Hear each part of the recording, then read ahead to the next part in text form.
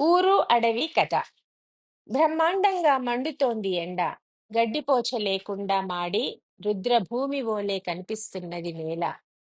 నిప్పులా మండుతున్న ఎండలో నుంచి నడిచిపోతున్నాను. నా శరీరంలో సర్వశక్తులను ఎండ ఓడ్చివేసింది. దాహబాధకు శరీరమంతా నీరసంగా ఉంది. ఎక్కడా నీరుజాడ కనిపించలేదు. దప్పి తప్ప నాకు. ఎండాకాలం ఎండ బ్రహ్మాండంగా ఎప్పుడు మండుతుంది ఎండ? మే నెలలో కదా. గడ్డిపోచ లేదు. ఇక్కడ ఎదురుగా ఉన్న గ్రౌండ్ లో మే నెలలో ఏమి ఉండదు, ఎర్రగా ఉంటది. రుద్రభూమి అనేది ఎరుపుకు సంకేతంగా చెప్తున్నాడు. ఇంకొకటి, రుద్రభూమి అంటే శ్మశానం కూడా. అక్కడ గడ్డి గాదం ఏ ఉండదు. ఆ రుద్రభూమి లాగా ఉంది నేల. నిప్పులా మండుతున్న ఎండలో నుంచి నడిచిపోతున్నా. వినిపిస్తుందా? ఆ. శరీరంలోని సర్వశక్తులను ఎండ పీల్చేసింది. మీరు ఎండలో మధ్యాహ్నం ఎగ్జామ్ రాసి ఇంటికి పోతున్నారు, బస్సు లేదు, నడుచుకుంటూ వెళ్ళాలి. ఎట్లా ఉంటది? అదే సీన్ ఇక్కడ. 4 మాటల్లో ఎండను వర్ణించిండు. ఎంత కోపం ఉంది. దాహం బాగా అవుతుంది. ఎక్కడ నీళ్లు లేవు. దాహం తప్ప ఏమీ లేదు. వేరే సంగతి స్మృతిలో లేదు. దూరాన పచ్చ చెట్ల కింద ఓ ఊరు కనిపించింది. పచ్చని చెట్లను, మనుష్యుల ఇళ్లను చూడటంతోనే నీరు త్రాగినట్టే కొత్త ప్రాణం వచ్చింది నాకు. ఊళ్ళోకి పోయి ఒక ఇంటి ముందు ఆగి దాహం అని అరిచాను. వేరే సంగతి ఏం గుర్తొస్తలేదు. దాహం వేస్తుంటే ఇంకేమన్నా గుర్తొస్తుందా?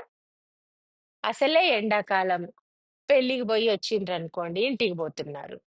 అక్కడ తిన్న ఫ్రైడ్ రైస్ కి బాగా దాహం వేస్తుంటది. ఆ? అప్పుడు ఆ పెళ్లి సంగతులు గుర్తుకొస్తాయా? నీళ్లు నీళ్లు నీళ్లు అనుకుంటారా? ఈయన పరిస్థితి అదే ఉంది పాపం. దూరంగా ఊరు కనిపించింది. పచ్చగా చెట్లు, మనుషులు, ఇండ్లు అన్నీ ఉన్నాయి.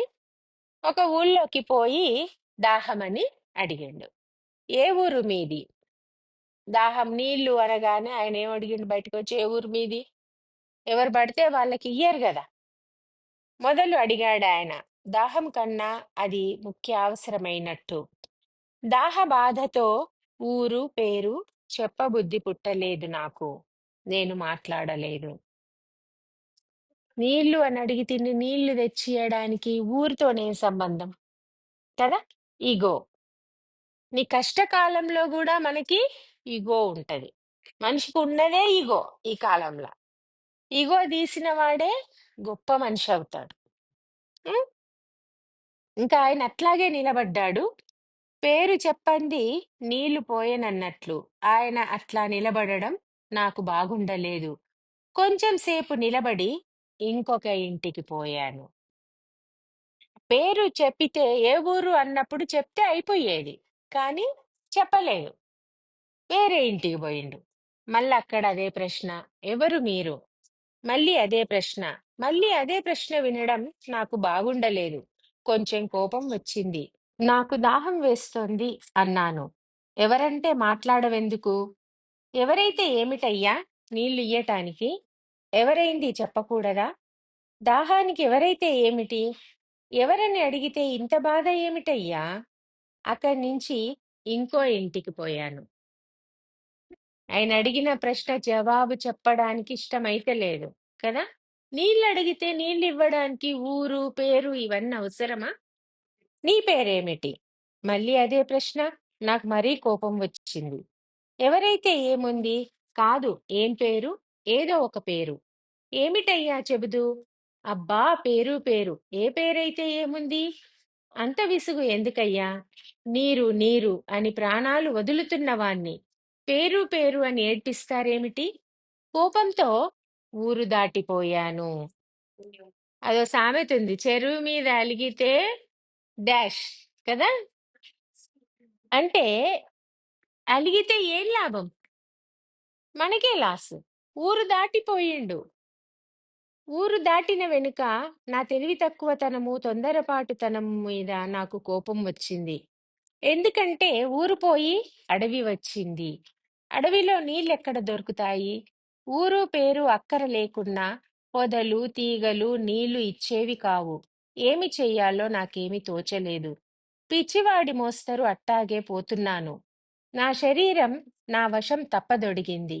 నా కాళ్ళు తడబడదొడిగాయి. మృత్యువు ముంచుకొస్తున్నట్లు కళ్ళు చీకట్లు క్రమ్మదొడసాగాయి. దాహముతో అడవి మధ్య చచ్చిపోతానేమోనని భయం వేయదొడిగింది. ఇంతలో హఠాత్తుగా ఓ చిన్న వాగు ఎదురయింది. నా విగత జీవాలు వాగు రూపంలో ప్రత్యక్షమైనట్లు పొంగిపోయాను. విగత జీవాలు అంటే పోతున్న ప్రాణాలు. వాగులో బాటసారులు ఒక చెలమం తోడి ఉంచారు. చెలమలోకి తల వంచి అమృతము త్రాగినట్టు ఆ నీరంతా త్రాగేశాను. దాహానికి నీరు దొరికినందుకు నాకు ఎంతో ఆనందమైంది. నీరు తాగుతూ తాగుతూ నాకు ప్రాణదానం చేసిన ఆ మూగతల్లికి కోటి నమస్కారాలు చేశాను. కాని అన్నిటికన్నా నాకు మహా ఆనందం కలిగించిన విషయం ఏమిటంటే, ఆ చెలమ నా ఊరు పేరు గూర్చి ప్రశ్నలు వెయ్యలేదని, ఇది ఏదో అసాధారణ విషయమని నాలో నేను అలౌకికానందంతో పొంగిపోయాను. ఇది కథ. ఊరు, అడవి కథ. ప్రకృతి మనము ఏదడిగినా మనకు ఇస్తుంది. ప్రకృతిలో అన్నీ ఉన్నాయి. మనం దాన్ని కరెక్ట్‌గా వాడుకుంటే అది మనకి చాలా ఇస్తుంది. కానీ ఆ ప్రకృతిని మనం ఏం జేస్తున్నాము? పాడు జేస్తున్నాం. ఈ చెలమ వాగులో ఉన్నటువంటి చెలమ, చెలమ అంటే తెలుసు గదా! ఈ నీళ్లు ఉంటాయి. పారుతుంటది సన్నగా. పక్కన ఇసుకలో కొంచెము ఆ ఇసుకనంతా తోడి కాసేపు ఆగితే అందులోకి నీళ్ళన్నీ ఊరుతాయి. కాసేపటికి అవన్నీ తెల్లగా పేరుకుంటాయి. స్వచ్ఛంగా ఉంటాయి. ఆ చెలమ నీళ్లు తాగి ఇతను దాహాన్ని తీర్చుకున్నాడు. ఇది ఊరు అడవి కథ.